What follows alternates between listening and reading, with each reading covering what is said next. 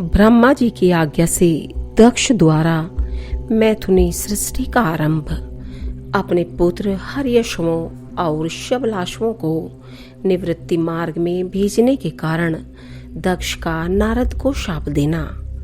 ब्रह्मा जी कहते हैं, नारद, प्रजापति दक्ष अपने आश्रम पर जाकर मेरी आज्ञा पर हर्ष भरे मन से नाना प्रकार की मानसिक सृष्टि करने लगी। उस प्रजा सृष्टि को बढ़ती हुई न देख प्रजापति दक्ष ने अपने पिता मुझ ब्रह्मा से कहा। दक्ष बोले, ब्राह्मण, तात, प्रजानाथ, प्रजा बढ़ नहीं रही है। प्रभु, मैंने जितने जीवों की सृष्टि की थी वे सब उतने ही रह गए हैं। प्रजानाथ, मैं क्या करूं? जिस उपाय से ये जीव अपने आप बढ़ने लगे वह मुझे बताइए। तदनुसार मैं प्रजा की सृष्टि करूंगा, इसमें संशय नहीं है। ब्रह्मा जी ने मैंने कहा, तात प्रजापति दक्ष, मेरी उत्तम बात सुनो और उसके अनुसार कार्य करो। सुरश्रेष्ठ भगवान शिव तुम्हारा कल्याण करेंगे। प्रजेश, प्रजापति पंचजन की जो परम सुंदरी पुत्री अश्विनी है उसे तुम पत्नी रूप से ग्रहण करो। स्त्री के साथ मैथुन धर्म का आश्रय ले तुम पुनः इस प्रजा सर्ग को बढ़ाओ। अश्विनी जैसी कामिनी के गर्भ से तुम बहुत सी संतानें उत्पन्न कर सकोगे। तदंतर मैथुन धर्म से प्रजा की उत्पत्ति करने के उद्देश्य से प्रजापति दक्ष ने मेरी आज्ञा के अनुसार वीरण प्रजापति की पुत्री के साथ विवाह किया। अपनी पत्नी वीरणी के गर्भ से प्रजापति दक्ष ने 10,000 पुत्र उत्पन्न किए जो हर्यश्व कहलाए। मुने वे सब के सब पुत्र समान धर्म का आचरण करने वाले हुए। पिता की भक्ति में तत्पर रहकर वे सदा वैदिक मार्ग पर ही चलते थे। एक समय पिता ने उन्हें प्रजा की सृष्टि करने का आदेश दिया। तात, तब वे सभी दाक्षायण नामधारी पुत्र सृष्टि के उद्देश्य से तपस्या करने के लिए पश्चिम दिशा की ओर गए। वहां नारायण सर नामक परम पावन तीर्थ है, जहां दिव्य सिंधु नद और समुद्र का संगम हुआ है। उस तीर्थ जल का ही निकट से स्पर्श करते उनका अंतःकरण शुद्ध एवं ज्ञान से संपन्न हो गया। उनकी आंतरिक मल राशि धुल गई और वे परमहंस धर्म में स्थित हो गए। दक्ष के वे सभी पुत्र पिता के आदेश से बंधे हुए थे, अतः मन को सुस्थिर करके प्रजा की वृद्धि के लिए वहां तप करने लगे। वे सभी सत्पुरुषों में श्रेष्ठ थे। नारद, जब तुम्हें पता लगा कि हर्यश्वगण सृष्टि के लिए तपस्या कर रहे हैं, तब भगवान लक्ष्मीपति के हार्दिक अभिप्राय को जानकर तुम स्वयं उनके पास गए और आदर पूर्वक यूं बोले, दक्ष पुत्र हर्यश्वगण, तुम लोग पृथ्वी का अंत देखे बिना सृष्टि रचना करने के लिए कैसे उद्यत हो गए? ब्रह्मा जी कहते हैं, नारद, हर्यश्व आलस्य से दूर रहने वाले थे और जन्म काल से ही बड़े बुद्धिमान थे। वे सब के सब तुम्हारा उपयुक्त कथन सुनकर स्वयं उस पर विचार करने लगे। उन्होंने यह विचार किया कि जो उत्तम शास्त्र रूपी पिता के निवृत्ति परक आदेश को नहीं समझता, वह केवल रज आदि गुणों पर विश्वास करने वाला पुरुष सृष्टि निर्माण का कार्य कैसे आरंभ कर सकता है। ऐसा निश्चय करके वे उत्तम बुद्धि और एक चित्त वाले दक्ष कुमार नारद को प्रणाम और उनकी परिक्रमा करके ऐसे पथ पर चले गए जहां जाकर कोई वापस नहीं लौटता है। नारद, तुम भगवान शंकर के मन हो और मुने, तुम समस्त लोकों में अकेले विचरा करते हो। तुम्हारे मन से कोई विकार नहीं है, क्योंकि तुम सदा महेश्वर की मनोवृत्ति के अनुसार ही कार्य करते हो। जब बहुत समय बीत गया तब मेरे पुत्र प्रजापति दक्ष को यह पता लगा कि मेरे सभी पुत्र नारद से शिक्षा पाकर नष्ट हो गए, मेरे हाथ से निकल गए। इससे उन्हें बड़ा दुख हुआ।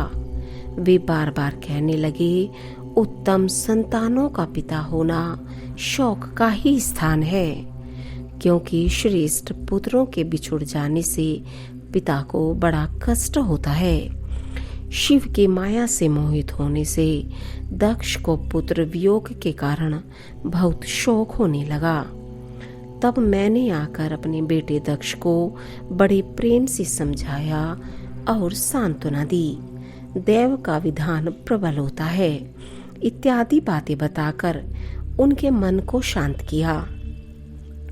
मेरी सांत्वना देने पर दक्ष पुनः पंचजन कन्या अश्विनी के गर्भ से शबलाशु नाम के एक सहस्त्र पुत्र उत्पन्न किए।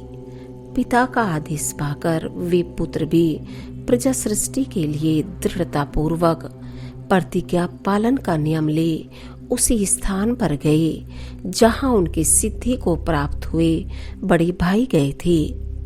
नारायण सरोवर के जल का स्पर्श होने मात्र से उनके सारे पाप नष्ट हो गए, अंतःकरण में शुद्धता आ गई और वे उत्तम वृत्ति के पालक शबलाश ब्रह्मा का जप करते हुए वहां बड़ी भारी तपस्या करने लगे। उन्हें प्रजा सृष्टि के लिए उद्यत जान तुम पुनः पहले की ही भांति ईश्वरीय गति का स्मरण करते हुए उनके पास गए और वही बात कहने लगे जो उनके भाइयों से पहले कह चुके थे। मुने, तुम्हारा दर्शन अमोघ है, इसलिए तुमने उनको भी भाइयों का ही मार्ग दिखाया। अतः वे भाइयों के ही पथ पर उद्र गति को प्राप्त हुए। उसी समय प्रजापति दक्ष को बहुत से उत्पात दिखाई दिए। इससे मेरे पुत्र दक्ष को बड़ा विस्मय हुआ और वे मन ही मन दुखी हुए। फिर उन्होंने पूर्ववत तुम्हारी ही करतूत से अपने पुत्रों का नाश हुआ सुना। इससे उन्हें बड़ा आश्चर्य हुआ। वे पुत्र शोक से मूर्छित हो अत्यंत कष्ट का अनुभव करने लगे।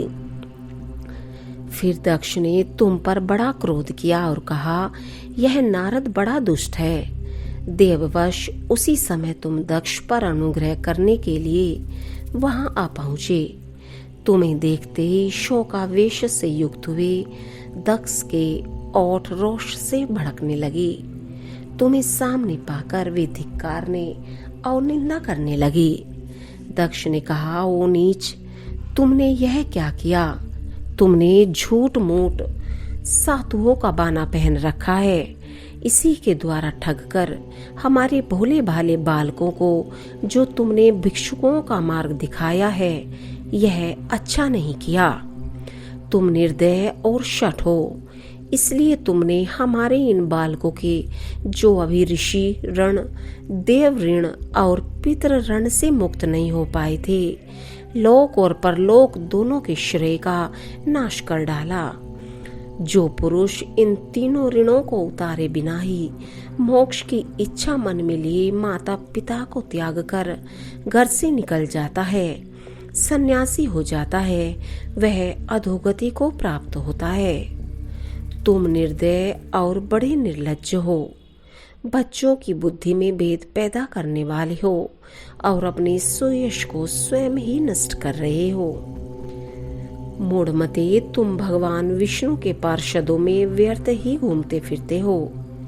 अधमाधम, तुमने बारंबार मेरा अमंगल किया है, अतः आज से तीनों लोकों में विचरते हुए तुम्हारा पैर कहीं स्थिर नहीं रहेगा, अथवा कहीं भी तुम्हें ठहरने के लिए सुस्थिर ठौर ठिकाना नहीं मिलेगा। नारद, यद्यपि तुम साधु पुरुषों द्वारा सम्मानित हो, तथापि उस समय दक्ष ने शोकवश तुम्हें वैसा शाप दे दिया। वे ईश्वर की इच्छा को नहीं समझ सके। शिव की माया ने उन्हें अत्यंत मोहित कर दिया था। मुने, तुमने उस शाप को चुपचाप ग्रहण कर लिया और अपने चित्त में विकार नहीं आने दिया। यही ब्रह्म भाव है। ईश्वर कोटि के महात्मा पुरुष स्वयं शाप को मिटा देने में समर्थ होने पर भी उसे सह लेते हैं।